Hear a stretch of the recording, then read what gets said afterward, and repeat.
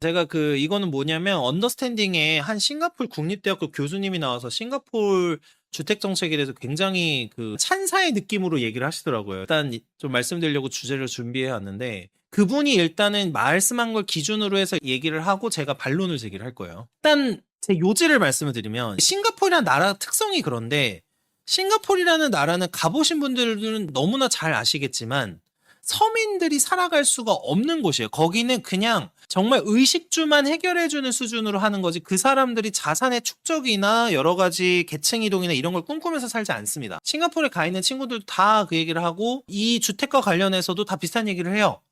이상하게도 요즘에 싱가포르에 대한 찬사가 너무 많아요. 물론 싱가포르이 사업을 하거나 이런 분들에게는 당연히 좋은 곳입니다. 좋은 곳인데 일반적인 서민과 중산층의 입장에서 싱가포르이 좋은 곳이냐? 저는 전혀 그렇게 생각하지 않아요. 전혀 그렇게 생각하지 않고 싱가포르에 있는 친구들과 얘기할 때도 매번 느끼지만 말이 안 되는데 이상하게 우리나라는 싱가포르를 찬양하는 사람들이 너무 많아. 그래서 싱가포르 관련 걸 한번 가져와 봤어요. 일단은 싱가포르 주택 정책의 3대 축이라고 해서 HDB가 있고 금융 지원 시스템이 있고 세제랑 이런 걸 규제, 우리나라 똑같아요. 사실은 문재인 정부 때 도입했던 제도가 싱가포르에서 기원했다는 의견이 굉장히 많습니다. 그래서 세제 규제, 투기 억제다 해가지고 그 수요를 조절하는 그 메커니즘이 있는데 세금, 다주택자 규제, 취득 규제 이런 부분으로 진행을 하고 있는 거고 사실은 거의 한국이 하고 있는 것과 거의 똑같습니다. 그리고 여기서의 핵심은 이 HDB인데 이게 사실은 그냥 공공주택이에요. 그리고 거주권을 사는 개념인데 공공주택이 자가보유를 끌어올린다. 그러니까 여기서 생각하는 그 자가보유율 있잖아요. 이거를 HDB예요, 이게. 그러니까 보면은 우리나라의 자가보유율 개념은 뭐냐면 내가 이 부동산과 그 부동산에 부합하는 토지를 사는 개념이에요. 그래야 자가를 소유했다 이렇게 생각을 하죠. 한국은. 근데 싱가포르는 여기서 말하는 자가보유율이라는 개념은 공공주택의 거주권을 산 개념도 들어간다. 그러니까 저는 그래서 이거를 보면서 무슨 생각을 했냐. 그냥 국가에 내는 월세예요. 사실은 그냥 이게 개인의 사유재산권이 아니라 국가에 내는 월세 개념이라고 개인적으로는 아무리 좋게 해석해줘도 그거밖에 안 되는 거예요. 그리고 이 개념은 100년, 그러니까 100년 동안 거주를 할 수 있게끔 하는데, 그러니까 이게 그냥 뭐냐면 내 거가 없어요. 그래서 실제로 여기 싱가포르에서도 민간주택이라고 하는 외국인이 뭐 살려고 하면 살 수 있는 그 민간주택의 가격은 굉장히 높거든요. 근데 이 싱가포르에서 이제 흔히 말하는 그 주민 가구 자가 보유율 엄청 높은 여기는 다 자가에 살아 주거 걱정이 없어라고 이렇게 말을 하는 여러 콘텐츠들이 있거든요. 유튜브에도 굉장히 많고 뭐 구글에서 막 검색을 해도 막 싱가포르는 마치 주거 천국인 것처럼 막 이렇게 설명하는 분들이 너무나 많아요. 너무나 많은데 실제로는 대부분 공공주택 HDB라고 하는 그 공공주택 개념이 많고 여기서 보면 주민 가구의 90% 이상이 자가를 보유하며 그중 77%가 공공주택에 거주한다. 공공주택은 근데 어떤 방식이냐? 정부가 직접 지어 분양하는 방식으로, 그러니까 국유지에다가 하겠죠. 공급을 직접 지어 분양을 하는데 여기서 중요한 거는 이 분양이라는 개념이 우리가 생각하는 분양이 아니라는 거예요. 우리나라에서 청약을 넣어서 분양을 받았다라고 하면 우리는 뭐냐면 토지랑 아파트죠. 토지랑 아파트를 갖게 되잖아요. 저희는 집합건물법에 따라서 법제는 말씀드리면 저희 법제에서는 토지랑 아파트가 일체성을 갖습니다. 그래서 저희가 그 아파트 사시는 분들 등기부대 보시면 나올 텐데 그 전유 부분이라는 부분이 나와요. 전유 부분이 나오고 거기에 대지의 표시 이렇게 해가지고 또 따로 탭이 있거든요.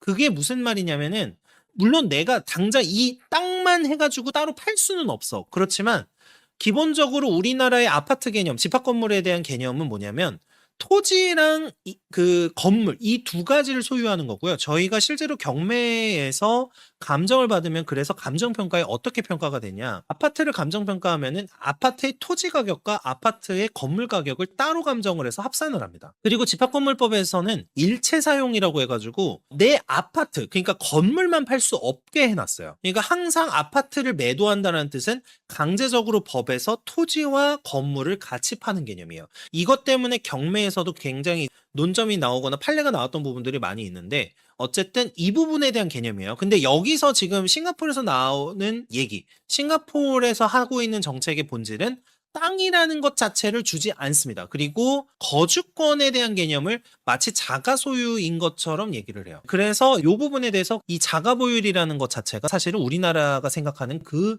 개념이 아니다. 여기 이제 보면은 자율적인 고가 민간 시장과 중간 하단을 떠받치는 공공주택 시장이 공존을 해요. 그래서 이제 싱가포르는 투트랙 전략을 쓰고 있는데 싱가포르에서는 민간주택, 콘도 이렇게 소위 말하는 이제 중간 단계가 있고 또 상위 민간주택이 있는데 이쪽이 싱가포르 달러 기준으로 170만에서 190만 달러 정도 됩니다. 일반 콘도 약 90, 우리나라로 치면 국평 기준이에요. 국평이 얼마다? 30억 원 이상, 30억 원 이상도 있다. 그래서 여기는 외국인들도 살 수 있고 또 영구 소유가 가능해요. 상속이나 세습도 가능하고 그다음에 부대시설이나 이런 거 있고 같은 입지에서 조금 차이가 나는데도 민간주택이냐 공공주택이냐에 따라서 굉장히 가격차가 크다. 그 다음에 이 공공주택은 그럼 누구한테 되느냐? 외국인한테는 아예 주지 않고 시민권자랑 영주권자만 참여가 가능하다. 그래서 99년 리스에 아까 100년으로 말씀드렸는데 99년 리스고 연장 없어요. 그 다음에 5년 거주 후 시장가로 전매가 가능하기는 한데 이제 전매 시 보통 20에서 30% 상승 거래가 일어나고 싱가포르 달러 기준으로 35만에서 60만 달러 정도 됩니다. 그나마 그 싱가포르 이걸 좀 보완하려고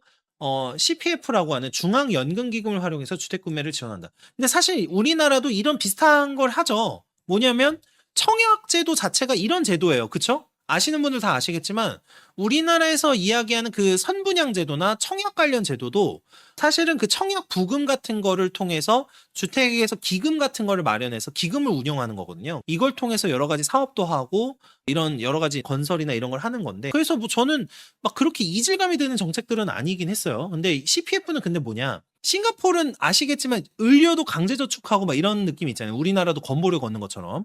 CPF는 강제저축 기반의 연금 계좌로 주택, 은퇴, 의료 여기 의료가 들어가요. 이 세 계좌로 나뉘어서 관리가 된다. 주택 계좌 자금으로 집을 살 수 있어서 목돈은 젊은 층도 결혼 후 내 집을 마련한다라고 하는데 여기서 말하는 내 집이라는 거는 보통 HDB예요. 공공주택의 개념으로 생각을 하시는 게 좋습니다. 그리고 그나마 뭐 이런 부분은 보조금으로 해서 뭐 최대 2억 5천까지 뭐 지원을 좀 해준다. 그리고 초저금리로 해가지고 되고 CPF 자금으로 모기지를 자동 상환, 그러니까 자동으로 대출 빚을 갚게 하는 거예요. 그래서 이런 식으로 한다고는 해요. 이런 부분은 우리나라 젊은 층한테 만약에 도입한다면 좋을 수도 있겠지만 잘 모르겠습니다. 그리고 여기도 똑같아요. 세금 규제로 해요. 세금 규제를 하는데 싱가포르 입국세라고 해서 싱가포르는 아마 아시는 분들은 아시겠지만 대부분 어떤 개념이냐면 라이센스 개념이에요. 그러니까 소유권을 갖는다. 내가 자기가 스스로 처분할 수 있고 저희가 민법에서 물권법에서 처분을 자유롭게 하고 내가 할 수 있는 그 권리를 굉장히 강한 권리로 보는데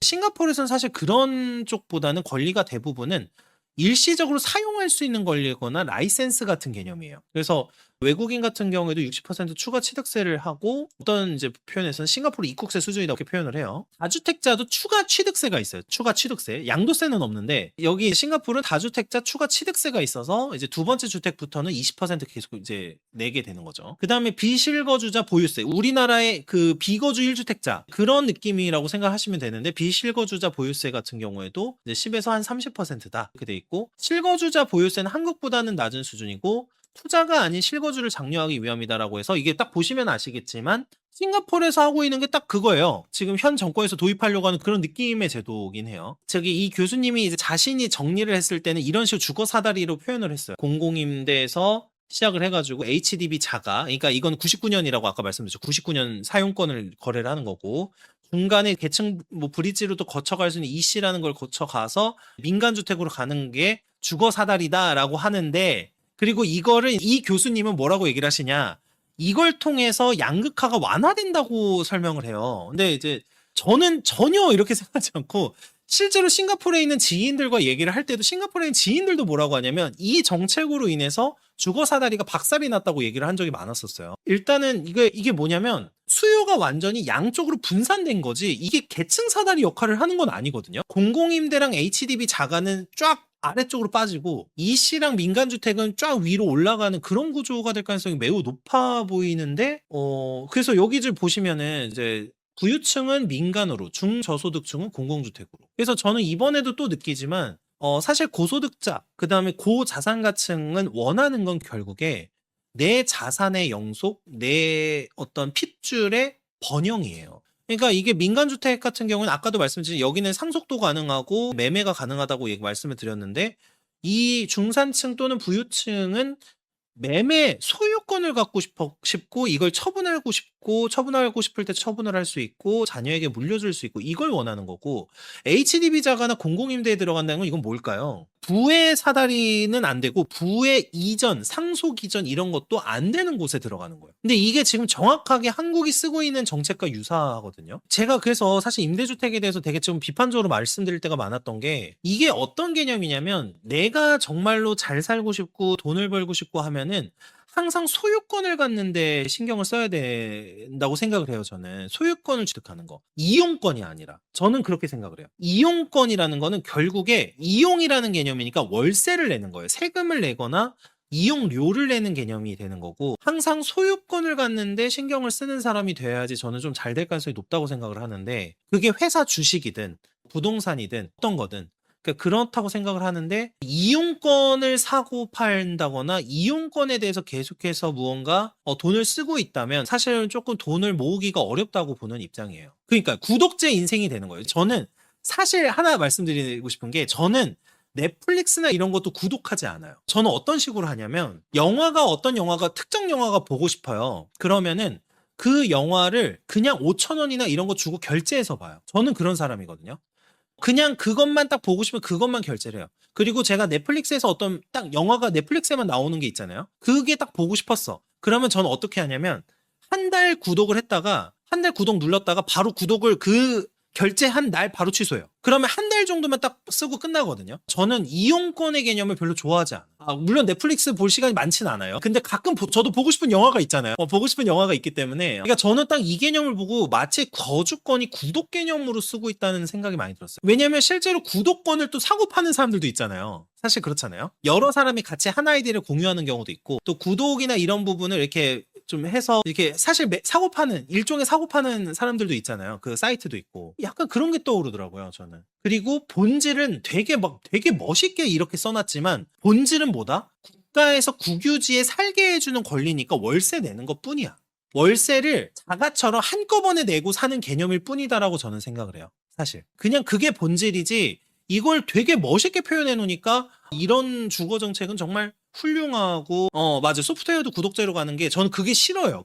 전 한글 프로그램이나 마이크로소프트 워드나 뭐 이런 거 살 때도 그냥 사버려요. 그냥 20만 원 30만 원 주고 사버립니다. 저는 내가 내 재산이 계속 뺏기는 느낌이 들어. 나는 구독을 당하고 있으면은 계속 내 재산이 뺏기는 느낌이 들어요. AI 프로는 저도 쓰긴 쓰는데 기업 쪽에서 돈을 벌고 있다는 거는 소비자가 계속해서 돈을 뺏기고 있는 거예요. 물론 업무 효율성이나 이런 걸 위해서 저도 각종 프로그램을 쓰지만 그냥 사버립니다. 저는 그냥 사버릴 때가 많고 뺏기는 게 맞아요. 이거는 개념이 그렇게 생각을 해야지 되는 거고 싱가포르 같은 경우에도 저는 그냥 비슷한 개념으로 생각을 하면 굉장히 이해가 빠르지 않나 이렇게 생각을 하는 거죠. 근데 이제 숙제가 여기 이제 제가 이제 나오는데 자 빈부격차와 세대간 갈등 자 중위소득 대비 주택가격 비율을 보면 PIR 우리가 흔히 말하는 PIR이에요. 이제 이거를 꼭 말씀드리고 싶었어요. 자 우리나라 맨날 서울 집값 비싸다고 할 때 어떤 수치를 들죠? PIR을 들어요. 사람들이 PIR을 많이 드는데 자가 보유율이 공공주택 기준으로 봤을 때 공공주택은 PIR이 5입니다. 5. 근데 공공실질주택 아까 그 중간 단계에서 하는 그거예요. 그리고 민간주택은 15예요.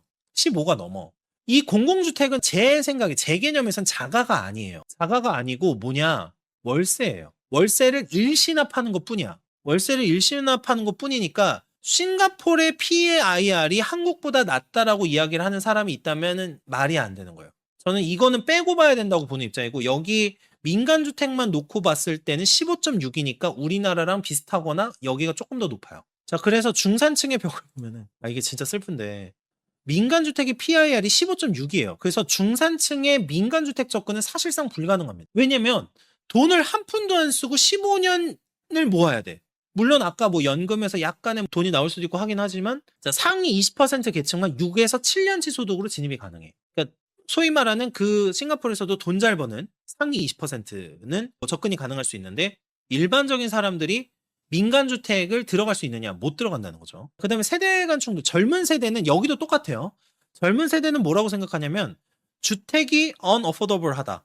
도저히 감당할 수 없다는 거죠. 집값 상승을 바라는 기성세대와 하락을 바라는 젊은 세대의 이해가 충돌하고 있다. 한국하고 똑같습니다. 근데 여기서 사실 하나 말씀드리고 싶었던 게 이런 말씀하시는 어른들이 많아요. 이게 어른분들 얘기하실 때 우리 애들을 위해서 집값이 떨어졌으면 좋겠다. 이렇게 얘기를 하신 분들이 있어요. 저는 그거 보면서 살짝 영포티 분들이 그 얘기 많이 하시거든요. 솔직히 말하면. 제가 지금 격한 표현 못 쓰겠는데 되게 이중적이다. 이중적이다는 생각이 들어. 제가 그런 분들한테 얘기하는 게 뭔지 아세요? 그러면 저기 서울에 있는 집 저기 반값에 저기 청년한테 팔라고. 반값에 이거 20억짜리 하는 거 있어. 예를 들면 20억짜리 아파트 있으면은 10억에 그 청년 신혼부부한테 파시라고. 그렇게 하는데 팔 사람이 있을까요? 저 그런 얘기 들을 때마다 너무나 좀 모순적인 감정을 느껴요. 차라리 그냥 공급을 많이 해가지고 들어갈 만한 집을 많이 만들어 놓으라 이렇게 말하는 거는 당연히 맞는 말인데, 우리 애를 위해서 집값이 떨어졌으면 좋겠다. 물론 그 말도 맞아요. 근데 이거는 초고자산가가 해당하는 말이에요. 뭐냐면 이 아파트의 가치를 단순히 현금으로 보는 게 아니라 자산 가치로 보고 있기 때문에 내 자식이 조금 더 싸게 들어갈 수 있으면 뭐 증여적인 관점에서도 싸게 증여할 수 있고, 내 자식이 소득을 올려가지고 했을 때 그 부의 이전이 쉽거든요. 부의 이전이 쉬우니까 그런 고자산가 분들은 이 말씀하시는 게 이해가 가요. 근데 이해가 가는데 보통 이런 얘기 하시는 분들이 아닌 분들이 많아. 저 심지어 무슨 얘기 들었는지 아세요? 제가 한번 이제 웃긴 얘기 하나 해드리면, 택시를 탔어요. 제가 그 안산에서 재판이 있어가지고 이렇게 왔다 갔다 막 하다가 택시를 탔는데, 택시기사분이 자기가 이제 안산하고 시흥에 이제 집을 한 채씩 사놓으셨대. 제가 이제 안산에서 서울로 이사를 갔다 뭐 이런 얘기 이제 살짝 하다가 그랬더니, 안산하고 시흥 살기 좋아가지고 그냥 돌아오는 게 어떠냐 막 이런 식으로 막 얘기를 하는 거예요. 그래서 제가 이제 속으로 미쳤나 봐. 뭐 이런, 솔직히 말하면 미쳤나 봐. 이런 얘기 생각을 하면서 이제 당연히 공손하게 말씀드렸죠. 제가 그 사무실이 서울에 있어가지고 서울 쪽에서 직주 근접이라 다녀야 될 것 같다. 이렇게 좋게 넘어갔는데, 그 분이 뭐라고 하냐면 서울 집값이 너무 올라가지고 청년차에 들어가기 힘드니까 뭐 저 같은 사람이 그걸 팔고 나와야 된대요. 이게 뭔 얘기를 하는지 모르겠어. 그래서 그 얘기를 막 하면서 약간 뭐냐면, 너 안산에 있다가 떠났으니까 돌아와라 뭐 이런 식으로 해서 막 하려고 하는데, 그분이 그 얘기하는 거예요. 그분도 자식한테 집을 주려고 한대요. 이미 분양을 하나 받아놨대요. 그래서 제가 너무 멋지시다고, 너무 좋다 이랬더니, 그러면서 저희 안산은 이렇게 아직 집값이 오르지는 않지만 그래도 뭐 자녀에게 증여하긴 좋다, 뭐 자녀에게 해주긴 좋다, 뭐 이런 얘기를 하면서, 저기 변호사님도 안산 와가지고 아이 키우면서 아이한테 이제 집도 하나 해주고 뭐 이러면 좋지 않냐, 뭐 이런 얘기 하시더라고요. 제가 듣다가 이분은 내 인생을 위해서 이 얘기를 하는 건 아니다. 확실하게 느꼈어요. 그러니까 자식 입장도 들어봐야죠. 근데 진짜 이 얘기 듣는데 뭔가 머리를 맞은 느낌이었던 게, 정말로 이분들 이렇게 생각하고 있는 건가? 라고 생각을 했어. 정말로. 이 진심인가 이거? 정말 그냥 소위 말하는 남을 끌어내리기 위해서 그냥 하는 얘기인가? 아니면은 진짜 이거 진심으로 생각하고 있으신가? 그래서 여기 주택 관련해서 얘기로 좀 돌아오면은, 주택 공급 순환과 토지 정책 해가지고 고령층은 큰 평수에서 작은 평수 이동을 유도한답니다. 어떠세요? 여러분들은 이제 열심히 일을 해가지고 거주권을, 여기로 칠게요, 거주권을 획득을 하셨어요. 근데 내가 나이가 늙어가. 물론 아이도 키우셨겠죠. 아이도 키워서 아이도 독립을 다 시켰습니다. 마지막에 내 여생을 보내는 곳을 스스로 좁혀가면서 살고 싶으신가요? 정말 이걸 보시면서 정말 싱가포르이 좋은 나라라고 느껴지시나요?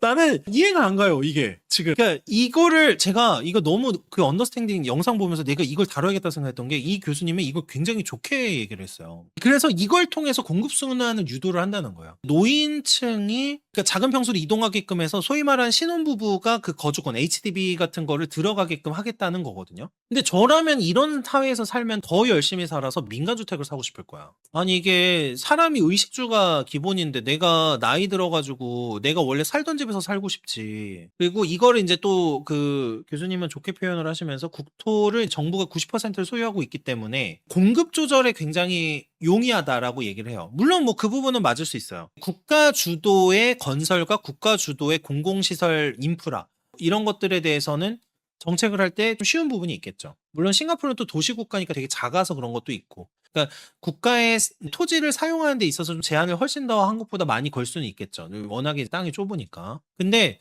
그 사실 싱가포르 관련 역사나 싱가포르 관련, 제가 리콴유 책도 많이 읽어보고 막 그랬는데, 싱가포르의 역사를 아시는 분들은 하나같이 공감하시는 부분이, 싱가포르의 각종 법제도는요, 절대로 서민과 중산층을 위해서 만든 제도가 아니에요. 그 사람들을 위해서 만든 제도가 아니라, 이제 싱가포르이 국제 금융이라든지 국제 무역의 허브가 되기 위해서 서민과 중산층을 희생시킨 전략에 불과해요. 사실 희생시킨 전략에 가깝고, 그 싱가포르라는 나라 자체가 부강해지는 데는 도움이 된 거는 확실하지만, 사실 싱가포르에 거주하고 있는 서민과 중산층에게 좋은 정책은 아니었다고 생각을 해요. 그리고 실제로 그 정책 같은 걸 분석해보고 빈부격차를 보면은 엄청납니다. 사실 엄청난 차이를 보이니까. 싱가포르는 뭐 다들 아시면 독재 국가입니다. 다 아시겠지만. 그리고 HDB 투입 예산을 연 2에서 5%에서 이제 국가 인프라로 인식하고 지속적으로 지원을 한다. 이렇게 얘기를 하고 계획적으로 공급할 수 있다는 거예요. 그래서 이쪽은 정부가 수요가 확실한 경우에만 단계적으로 공급을 하고 수요 예측에 기반한 계획적 공급 전략으로 미분양이나 과잉 공급을 방지를 한다는 거예요. 그래서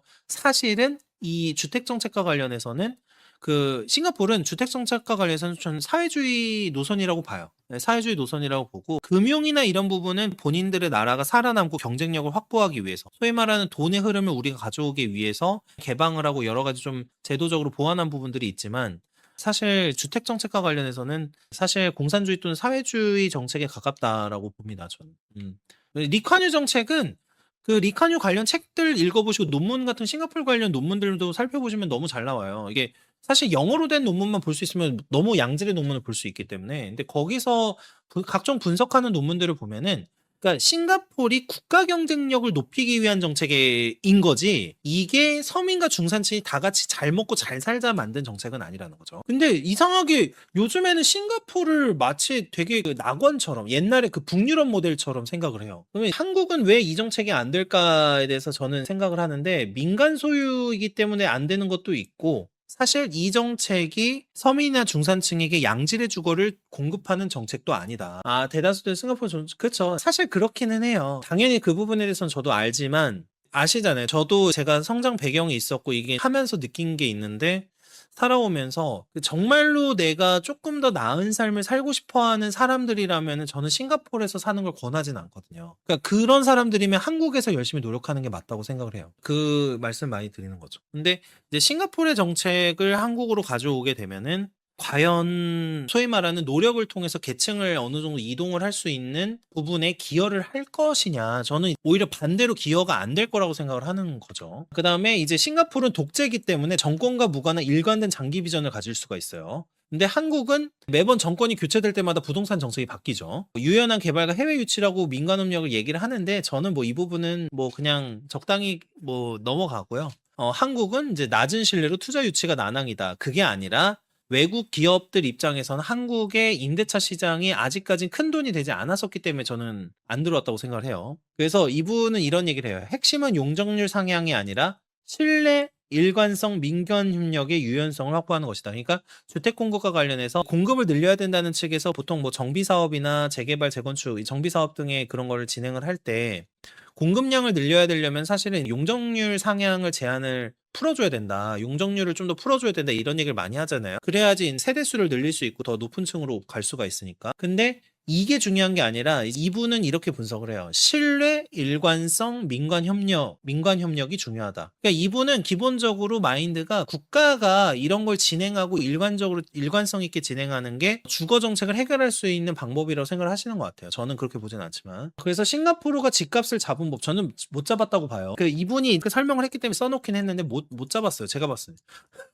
저는 못 잡았다고 보는데 일단은 어쨌든 공급은 정부가 직접 짓는 공공주택으로 90% 자가 보유를 만들어서 시장의 중심을 잡았다고 설명을 하시더라고요. 그리고 금융은 CPF 강제저축으로 목돈 없는 젊은 층도 내 집을 마련하게 했다는데 정확하게는 내 집이 아니고 뭐다? 공공주택이에요. 공공주택의 거주권에 대한 얘기고. 그러니까 우리나라로 치면은 강제로 청약저축을 부어서 뭔가 분양을 받게 한 것과 비슷한 느낌인데 우리나라는 분양이 소위 말해 진짜 소유권을 가진 집이라고 하면은 이분들은 이주를 할 수 있는 거주권이 되는 거죠. 그다음에 수요를 또 어떻게 잡았다? 차등 취득세랑 보유세로 투기를 누르고 실거주를 장려했다. 이분도 딱 의견이 그거였어요. 실거주 장려. 저는 이게 왜 계속 이 논리가 먹히는지 진짜 모르겠는데 실거주를 하면 굉장히 좋은 집 구매고 실거주가 아니면은 싫대요. 그러니까 우리나라 지금 다주택자들이 집을 사고 월세를 내주고 이런 부분에 대해서 안 좋게 보는 분들이 많잖아요. 다주택은 뭐 무조건 투기다 이렇게 얘기를 하시는 분들도 많고 해가지고 그 생각의 기원 중에 이 싱가포르의 정책도 들어가 있을 거다라는 생각은 들어요. 그래서 토대는 토지 국유화다. 그래서 한국에 필요한 건 용적률이 아니라 정부 신뢰, 정책 일관성, 민간 협력의 유연성이다 이렇게 얘기를 하면서 기본적인 설명을 하시더라고요. 근데 이제 저는 의견이 다르다. 많이 다르고 이제 차등 취득세나 보유세를 투기를 누르고 실거주를 장려를 한다. 투기를 누를 수는 있죠. 근데 그 투기를 누르는 게 무엇을 위한 투기 누름이냐 이렇게 생각을 하는 거예요. 저는 이런 생각을 해요. 투기를 누르려고 대출을 규제하고 세금을 규제하니까 실제로는 어떤 부작용이 일어나냐면 현금을 들고 있는 고소득자들, 현금 자산을 굉장히 많이 들고 있는 고소득자들이 집을 살 수 있는 상황이 됐고, 이 사람들이 사면요 사실 무서운 게 뭐냐면 경제 위기가 와도 이 사람들은 팔 이유가 없어져요. 왜냐면 집을 내가 다 현금 주고 산 거야. 그러면 내가 대출을 받은 것도 아니고 내가 갑자기 그런 게 아니기 때문에 소득이 낮아져도 당분간은 버틸 수 있어요. 그러니까 이런 사람들이 집을 사고 있다는 건 되게 무서운 거긴 하거든요. 경제 위기가 와도 이 사람들은 집을 내놓지 않아. 원래는 이제 경제 위기가 오려면은 부실 채권이 발생을 해야 되잖아요. 부실 채권이 발생하고 그 부실 채권이라는 건 결국에 연체가 되거나 소위 말하는 채무 불이행, 디폴트가 되는 거죠. 그러니까 채무 불이행이 돼서 내가 돈을 못 갚아야 되는 상황이 있고 누군가가 채권자가 이거를 경매에 넘겨야 돼요. 또는 경매에 넘길 위기에 그 집을 다른 데 내놔야 되거든요. 다른 데 내놓으려고 할 때 보통은 은행 채무가 있는 경우가 좀 더 경매로 빨리 진행이 되니까 원래 경기 변동이나 경제 위기에 훨씬 더 민감하게 되는데, 지금 이 구조로 가면은 서울에는 거의 대출이 없는 실거주 1주택자들이 거의 굉장히 다수를 점유하게 될 거고, 이 사람들이 조금 경제 위기가 오고 이런다고 해서 과연 이 집을 내놓고, 물론 이제 정말 많은 빚을 져가지고 그런 경우면 어쩔 수 없겠지만 그냥 사업적 채무가 엄청 많아서 넘길 수는 있지만 그런 게 아니라고 하면은 그냥 버티기가 훨씬 더 쉬워진다 이렇게 되는 거죠. 그쵸, 그쵸. 그 루마니아 사례도 있는데 오늘 싱가포르 사례로 했습니다. 근데 이거에 대해서 굉장히 학자분들은 좋게 보시는 건지는 잘 모르겠어요. 대체적으로 대부분의 이런 부동산 관련 정책을 하는 학자분들이 이걸 좋게 보는지는 제가 모르겠습니다. 모르겠는데 제가 매번 느끼지만 이제 실물을 경험해보지 않은 그 교수님들이 하는 정책은 사실 현실하고는 많이 동떨어져 있는 것 같아요. 그래서 결과론적으로 싱가포르 관련 얘기를 좀 드린 게, 이게 이 구조로 갖고 싱가포르는 사실은 공공주택의 구조가 자가 보유의 대부분이고 이걸 통해서 자가를 보유했다고 산정을 하고 있으나 제가 생각하기에는 자가 보유율이 아니다. 그리고 PIR은 15다. PIR은 15다. 그렇습니다. 해외자산금 경제요금이 오히려 디스카운트라고 더 살 거야. 그쵸, 그쵸. 그러겠죠. 또, 가끔 그럴 때 금매가 나오니까 사업 망하신 분들이. 그러니까 임대사인데 왜 자가보유지 이렇게 생각이 드시잖아요. 근데 싱가포르의 개념은 저렇다고 하네요. 거기다가 지금 주식이 엄청 올라서 현금 부자가 얼마나 많을까. 그 다음에 이혼 소송 굉장히 열심히 해드리고 있고 형사소송도 열심히 해드리고 있으니 주변에 홍보랑 이제 선임 좀 부탁드리겠습니다.